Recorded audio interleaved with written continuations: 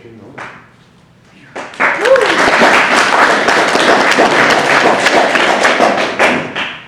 What I have in my hand is a culmination of 5 years worth of writing and production. It's my self-published book of poetry. It's 200 poems for over 7,000 lines of verse. It's now part of the Canadian National Archive and sealed in history. 100 years after I'm dead, this becomes public knowledge too. On the topic of the divine masculine and feminine, there's the feminine that kicked my ass all the way to finished products. Was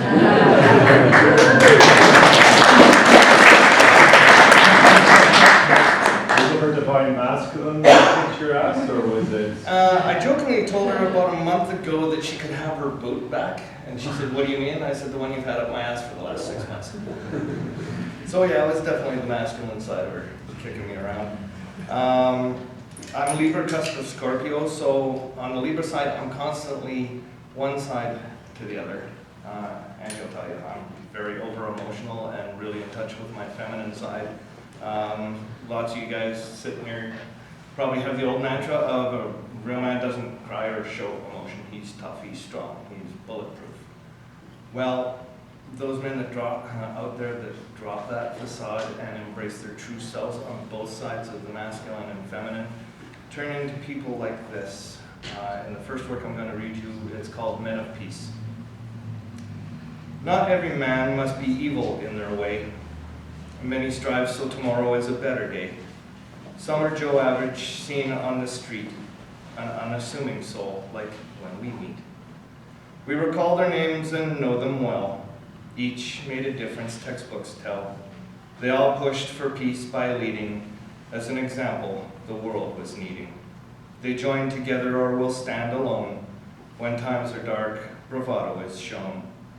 Facing oppression, each showed courage to stop some evil and hatred discourage. We've seen on the news the bravest man lay down to stop a tank if they can, while others who preach get locked away, imprisoned many years for what they say.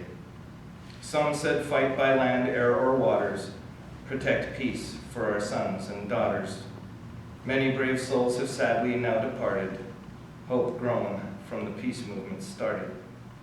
Around the world statues mark many a grave, showing the sacrifices men of peace gave, becoming part of history by survivors read, who keep memories alive, remembering the dead. Creating new generations of men from mice, who know the meaning of prior sacrifice. By these men of history who bravely stood in harm's way, protecting everything good. These brave few are protecting the many. Ring freedom's bell for those without any. Where dictators rule, men of peace will stand until the day freedom rules this land. Each in their way helped earth sing with quotations like "Let freedom ring." Their words moving nations ringing true. Ask not what your country can do for you. So many lay deceased by assassin's bullet, as the dark said aim, now trigger pull it. In such horror we lost Martin Luther King, wondering who could do this terrible thing. We watched the president pass that day, and moments later this world would lose JFK. We know peace calms this world complex, while we said our goodbyes to Malcolm X. All you need is love, the world sang along, and one morning the dark took Lennon's song. Backed into a corner, Churchill made war, and many lie in graves to see peace restore. The Beatles said, I see the world turning, while many great men stop it from burning. Mahatma Gandhi preached, let's live in peace. Be one with your brother, and let fighting cease.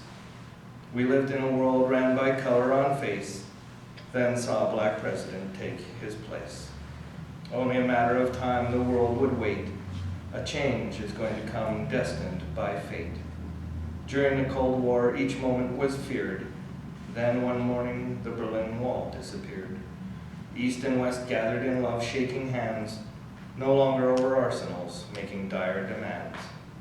Many of them are gone now, many more are here, leading this world from its darkness and fear. Around this world their lights are spreading, as love leads us to the peace we're heading. Around this world a brand new light is growing. Each day that comes, more people are showing how to see the terror of war finally cease by leading the vanguard as new men of peace.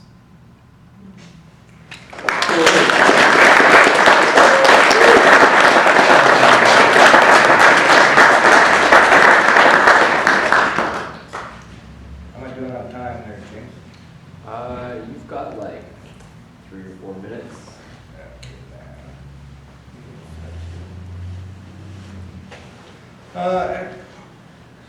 As you embrace both halves of your divine masculine and feminine, you'll find a battle rages back and forth to find that center point between the two. A lot of this was my therapy while I recovered from a nervous breakdown of a love gone into the wind that opened the door to this one. This poem I'm going to read is called Renew. Each day is a lesson in sharing love, granted by the divine infinite above. Through love alone, a light is growing. Let my personal light ever be showing. Many will try to make us turn away from this love we all share today, pouring upon us their dark derision, so we faltered through a poor decision. Don't turn away from peace you seek, when beaten, feeling your spirit weak. Instead, draw upon your light within. Let darkness lose, our spirit will win. Life is not easy, is what they all say, but who are they on this journey anyway? They say, don't bother, nothing will change in a world you think will ever rearrange. They try to say, don't waste your spirit, words on deaf ears, nobody will hear it. I beg to differ with voice raised high. We join in love, never questioning why. The time is now, tomorrow never comes. Peace wins the day as the dark succumbs to this light of love gradually spreading, as cast off are the chains we're shedding.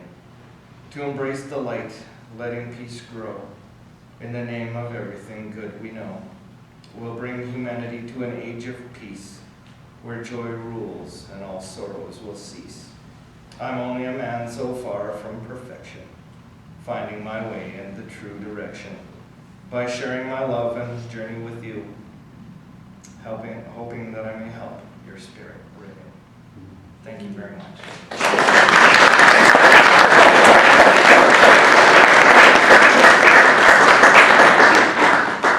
So before I make this opportunity to call up the next performance piece presentation, I'd like to invite everybody to again contemplate that this spore itself, to talk about this concept of divine masculine, is by no means involved for Calgary, which is all of us, saying like this is what it is, but it's more like an invitation to, this is a concept that we're only just coming to understand. It's a concept that we're only just coming to see can be something that we choose to embody, choose to contemplate, choose to reflect upon. And that in this space we're inviting all sorts of example to be perceived, to be observed in reference to this concept, so that we can all walk away with at least a new collection of things to consider, so that we can all walk away with some sort of foundation for how we'll take our next steps into understanding what divine masculine as an energetic characteristic, as an energetic archetype might represent in ourselves, might represent in others that we know, and might represent as the world at large. Okay.